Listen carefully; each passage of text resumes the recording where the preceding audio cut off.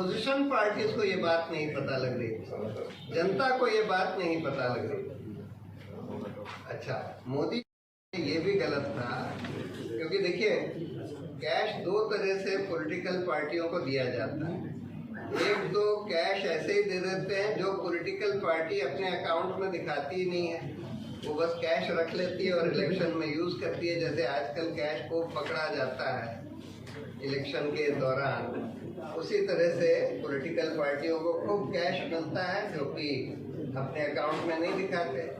लेकिन जो cash account में दिखाते भी हैं उसमें इन्होंने एक ऐसा कानून बना रखा है कि 20,000 से कम के टुकड़े में अगर आपको पैसा मिले तो आपको ये बताने की जरूरत नहीं है कि किसने आपको वो पैसा दिया, बाकी बताने की जरूरत है, लेकिन 20,000 से कम का अगर कैश मिले तो बताने की जरूरत नहीं है।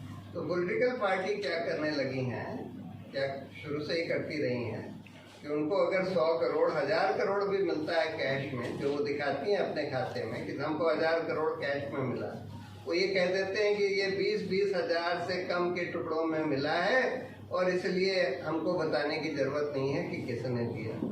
तो वो भी जस्टिफिकेशन बोगस था, क्योंकि ये कोई कानून नहीं लाया गया कि कोई पॉलिटिकल पार्टी कैश में डोनेशन ले नहीं सकती।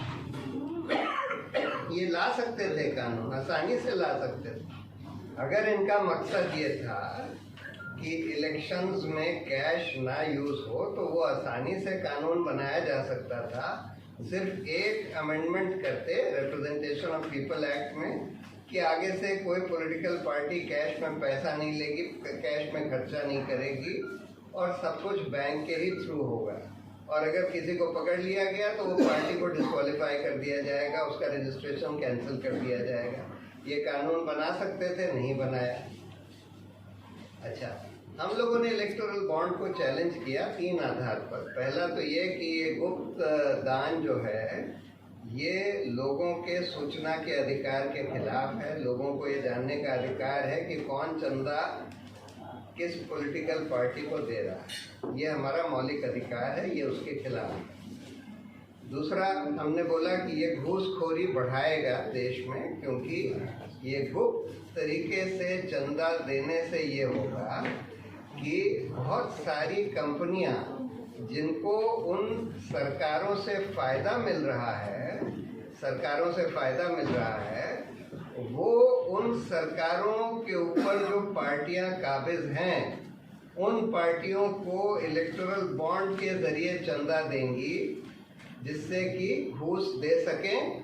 और उनको पता है कि भाई ये गुप्त है तो और किसी को पता नहीं लगेगा, लेकिन उन्होंने इलेक्टोरल बॉन्ड के जरिए घूस दे दी।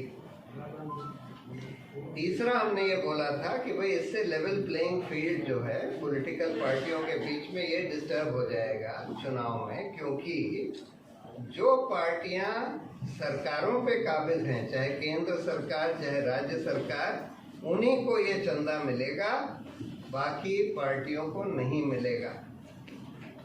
और सुप्रीम कोर्ट ने 6 साल के बाद ही सही, लेकिन 6 साल के बाद जब फैसला दिया तो हमारी ये तीनों दलीलें मान ली। उन्होंने ये मान लिया कि ये बॉन्ड जो है गैर संवैधानिक है क्योंकि सूचना के अधिकार के खिलाफ है।